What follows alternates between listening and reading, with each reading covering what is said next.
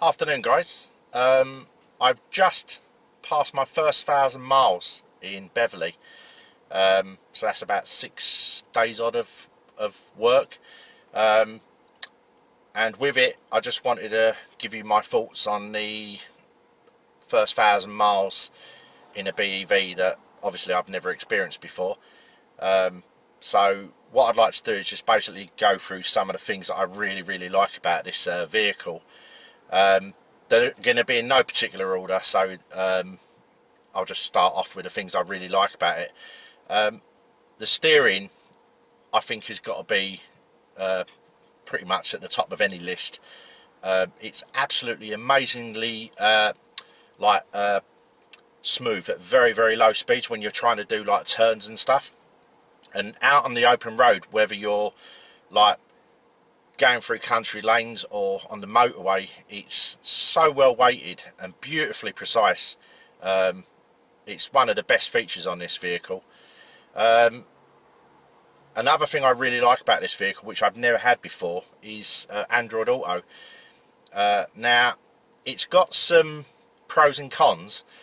There's only a few cons. The first one is that a lot of the apps that I use on my phone, I can't get to work with the Android Auto, which is a bit of a shame, although one of my subscribers who gave me a link to, I believe it's a MD Player, for those of you out there that actually want to use Android Auto and want a very good player that actually works with that, that one actually works really well. In fact, it actually displays the album art like in the background. My Google Play on that doesn't actually, or Google Music as it's called, doesn't actually display the correct track artist information on the back of it. It does the correct track, but it doesn't do that bit at the back, like the background. So that's one of the negatives. As far as positives go, it's absolutely brilliant. Making phone calls is easy peasy. Going on to phone calls, the dialer is a little bit laggy, if I'm being critical. So when you press a button on the touchscreen, obviously that's going through the phone, and it's a little tiny bit hesitant. It's like you press it and it goes bleep, press it, goes bleep, and so forth, if you get what I'm trying to say. So that's a little tiny negative, but it works fine. But the phone calls are absolutely crystal clear. I don't know where the microphone is in this vehicle, or where it is at all. In my old vehicle it was above near the visor, but I can't see it anywhere in this. But it's absolutely brilliant at receiving and making calls, so that's very good. As for the music playback with MD Player, it's absolutely brilliant. It's so warm and tight. It's not overly bassy. I mean, the sound system in general in the vehicle is very good. I haven't tested the Techno version, so I've got nothing to compare to, but as far as audio systems go in a vehicle, or any vehicle, this is absolutely brilliant. Really nice. And the other good thing about Android Auto obviously is the fact that obviously I don't ever need to use my phone again because it's under my center console.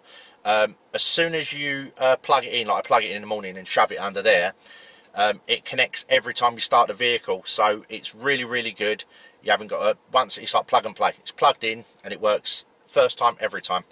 The only bit of a thing that again, another little criticism I don't like about it, is the fact that when you start the vehicle, you have to go through you press the OK on the infotainment system to actually get access to all the stuff, but then Android Auto overlays on top of that, and then you have to press the menu button to go back to all of the original screens.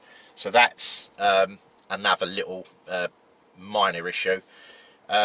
But as far as using things like Google Maps and as a search, this is where it comes into its own. Because, for example, this morning when I was working, I picked up this gentleman, and I just wanted to see how good it was before I picked him up, obviously.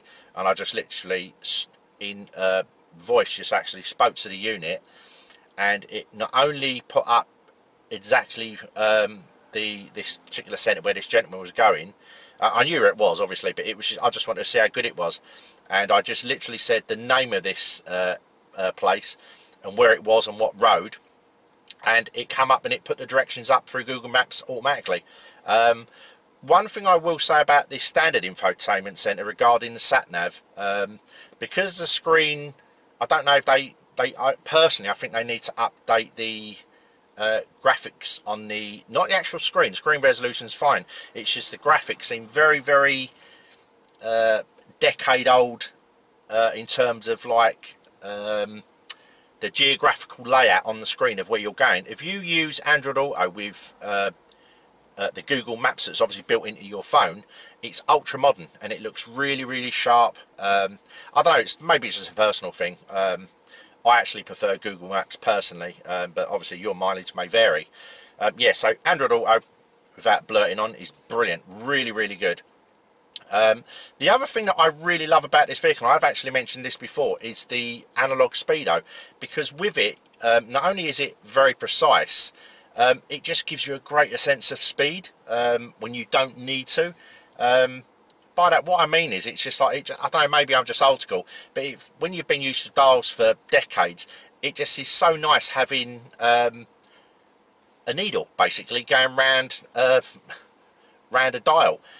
It's one of the reasons why digital watches will never ever catch on in terms of like the premium brands like Rolex and some of the other manufacturers of great fine watches I should say. So yeah, so it's just a personal thing. I kind of like the old electronic Speedo, but like I say, I actually prefer that.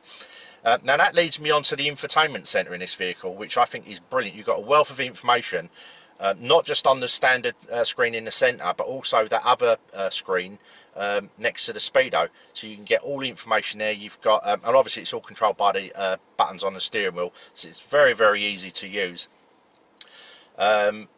Moving on to things like the acceleration of this vehicle, it's very addictive. Obviously, as I said in my Country Lanes e-pedal video, it's nothing short of startling. It's absolutely amazing. But the thing that I really like about it is the rolling start. So effectively, if you're like coming up to a roundabout and you roll, like obviously just on a trailing throttle around a roundabout, from say 30 to 70, this thing is livid, and from 30 to 50 is like, or sorry, 20 to 50 just takes a couple of seconds. It's absolutely amazing. So that's another good thing I really like. Getting on to things like the app support, which I've used a lot, because obviously it's been predominantly cold every morning. I've started them in this morning, it was -3 again. The ability to use this app support over internal combustion engine vehicles is absolutely brilliant for me.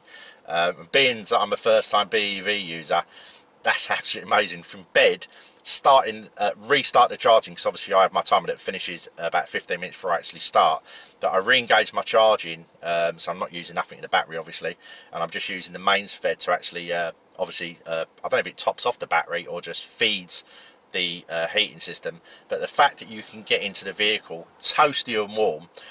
And one of the other plus points, which although again I've had leather steering wheels, but I've never had a heated leather steering wheel.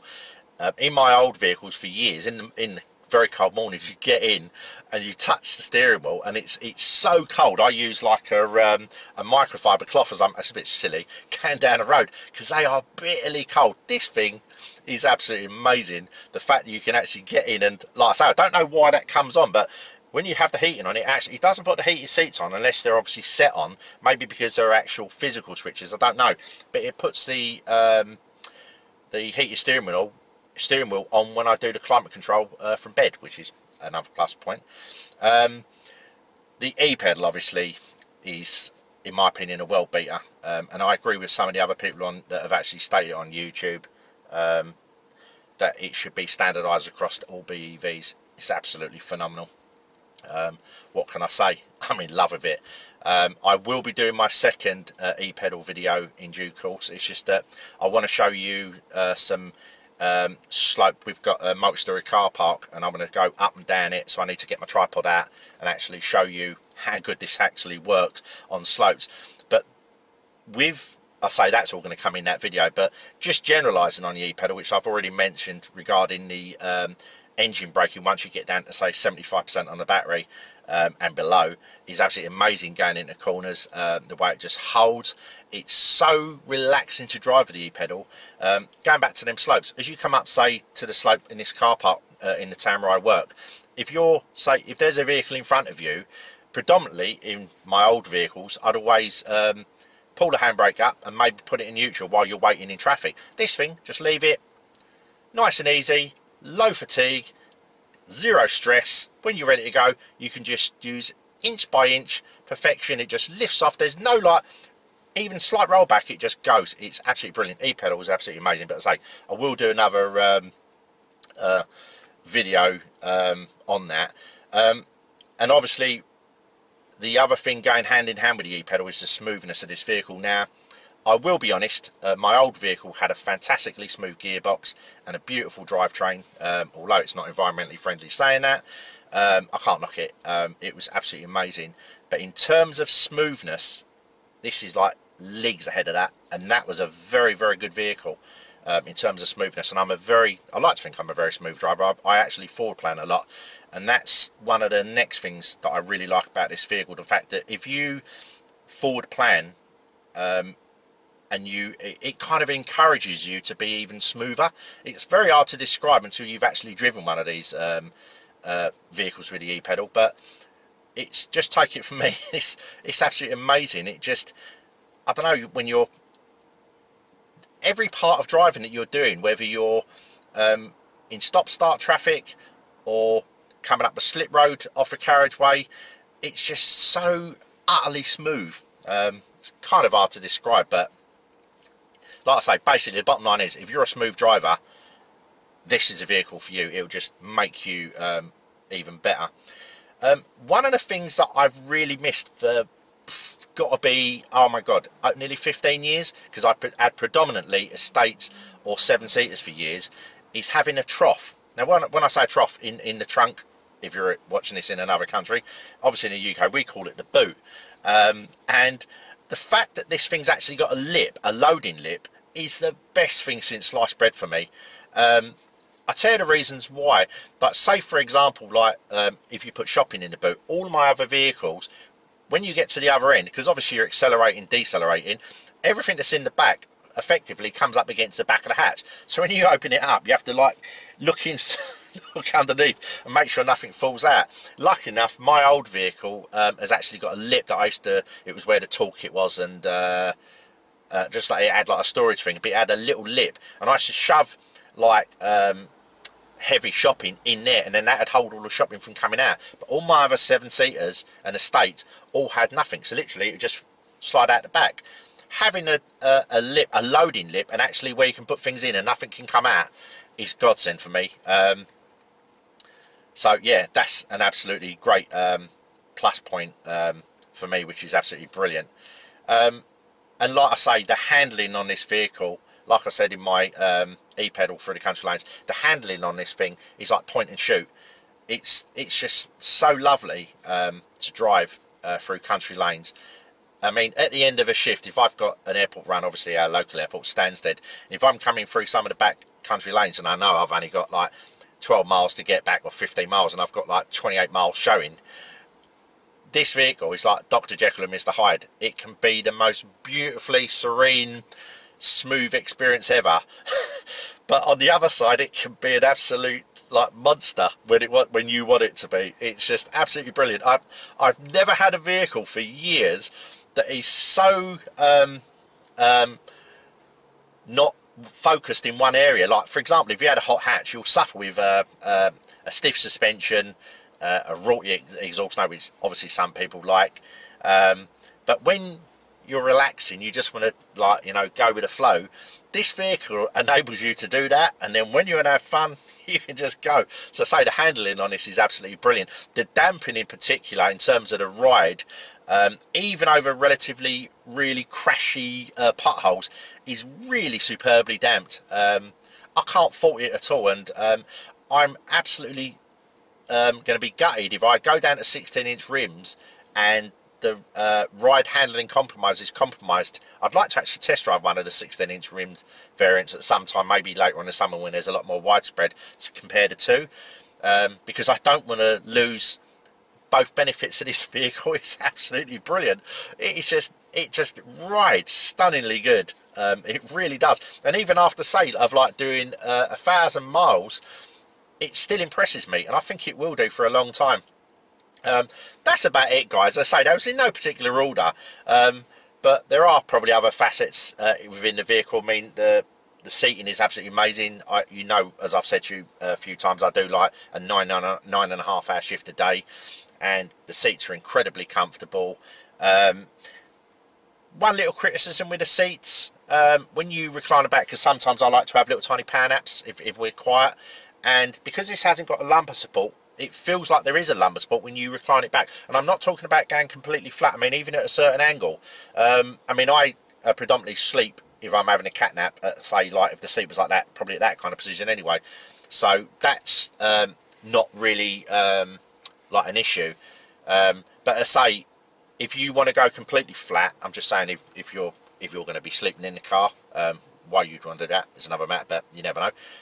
If you go completely flat, it feels like that base part where your lumbar would be seems to like dig into the back of your spine, and it's very uncomfortable. But for normal driving position, seats are absolutely superb. They grip really, really well in all the right places, and I'm not massively big, obviously, and I'm not that small, obviously, but every part of your body seems to grip really, really well, especially when you're having a bit of fun in the vehicle. And that's about it, guys. I'm just looking forward to the next 9,000, and then every 10,000 after that. So sorry about all the by the way, because someone actually said to me in the comments, which is good. I've been no good at the Bond game years ago. We used basically it was a quiz game, and if you said or something like that, they bonged you out and you lost. So I'd be absolutely rubbish at that. Anyway, guys, save waffling on. I will definitely get around to doing my e-pedal video in the next few days, and I am still waiting to pick up more people with disabled access. Now the weather's obviously changing a bit, I'll be able to get the tripod out and actually do some of the wheelchair accesses, and obviously some of the loading, and I'll obviously cover all of the other bits and pieces I'm going to do for you guys. Anyway, guys, hope you're having a good afternoon, and I will speak to you soon. Bye.